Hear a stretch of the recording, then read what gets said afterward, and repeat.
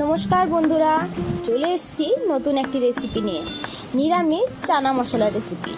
যেমন বানানো সহজ, সেরকমই খেতে ভীষণ সুস্বাদু। কীভাবে বানাবেন চলুন দেখে নিন। কী কী উপকরণ ইউজ করেছি দেখে নিন এক নজরে। এছাড়াও ডেসক্রিপশন বক্সে আমি কোন উপকরণ কী পরিমাণে ব্যবহার করেছি সেটাও লিখে দেব, চাইলে ওখান থেকেও দেখে নিতে পারেন।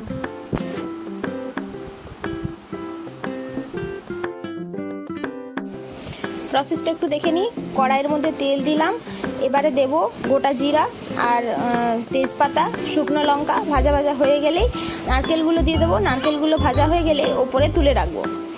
এবার এর মধ্যে দিয়ে দেবো গোটা গরম মশলাগুলো। গোটা গরম মশলা দেওয়ার পরই দিয়ে দিতে হবে আদা, তারপরে কাজু বাদাম, চীনা বাদাম, টমেটো, কাঁচা লঙ্কা, সমস্ত কিছু আমি পেস্ট করে নিয়েছিলাম, ওই পেস্টটা দিয়ে দেবো। এবার এই পেস্টটা আমি খানিকক্ষণ নাড়াচাড়া করে ফুটতে দেব, যতক্ষণ পর্যন্ত না এটার কাঁচা গন্ধটা চলে যাচ্ছে। ভালো মতো ফুটে যাবে, তারপরে দিয়ে দেব ওই জিরে, ধনে গুঁড়ো, হলুদ গুঁড়ো, তারপর হচ্ছে কাশ্মীরি গুঁড়ো লঙ্কা। আর কাশ্মীরি গুঁড়ো লঙ্কাটা একটু ভালো দিলে কালারটা খুব ভালো আসবে। এবার এটাকে আবার নাড়াচাড়া করব, নাড়াচাড়া করতে থাকবো যতক্ষণ পর্যন্ত না মশলাটা ভালোভাবে ভাজা হয়ে যাচ্ছে এবং তেল ছেড়ে আসছে। তারপর দেখবেন একটুক্ষণ পরেই এটা হবে, একটু শুকনো শুকনো হয়ে গেলে এর মধ্যে দিয়ে দেবো একটু জল। এরপর এর মধ্যে একটুখানি চিনি আর লবণ দিয়ে তারপর কিছুক্ষণ কষাতে থাকবো। কষানোর পরে তেল ছেড়ে এলে এর মধ্যে আরও খানিকটা জল দিয়ে দেবো। ভালো করে নাড়াচাড়া করে কষাতে থাকবো। কষাতে কষাতে দেখবেন পুরো তেলটা ছেড়ে আসবে এবং কালারটা অন্যরকম চেঞ্জ হয়ে যাবে, পুরো একটা লাল লাল ভাব চলে আসবে। এরপর আমি সেদ্ধ করে রাখা ছোলাগুলো দিয়ে দেবো এর মধ্যে।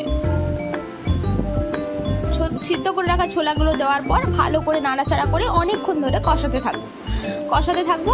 আর তারপরে আমি চানা মশলা যদি কারো কাছে না থাকে এটা স্কিপ করতে পারো, দিলে টেস্টটা একটু বাড়ে। এবার এটাকে আবার খানিকক্ষণ ধরে কষাবো।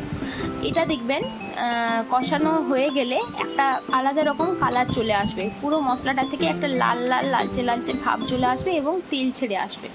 তো তখন জানতে পারবেন যে পুরো জিনিসটা রেডি হয়ে গেছে। এরপর দিয়ে দেবো কস্তুরি মেথি দিয়ে ভালো করে আবার নাড়াচাড়া করে একটুখানি জল দেব। জল যে যেরকম খাবে সেই অনুযায়ী দিতে পারো। আমি মিডিয়াম জল দিয়েছিলাম এবং চাপা দিয়ে দিয়েছিলাম। 3-4 মিনিট মতো ফোটার পর এর মধ্যে ধনেপাতা কুচি আর নারকেল কুচিগুলি দিয়ে দিলাম। তারপর কিছুক্ষণ ফুটতে দেব। এরপরে দিয়ে দেব কাঁচা লঙ্কা চেরা এবং গরম মশলা গুঁড়ো। দেওয়ার পর খানিকক্ষণ আবার ফুটতে দেব, তারপরে গরম গরম সার্ভ করে দেব। এত টেস্টি হয়েছিল খেতে, সবাই কিন্তু খেয়ে খুব নাম করেছে। লাস্টে সার্ভের সময় একটুখানি আদা চেরা দিয়েছিলাম, আরও সুন্দর টেস্ট লাগছিল। তো সবাই বাড়িতে ট্রাই করবে, কেমন লাগলো জানাবে অবশ্যই। আর কমেন্ট করে জানাবে যে এটা কার কেমন খেতে লেগেছে আর কে কে ট্রাই করেছো। Thank you.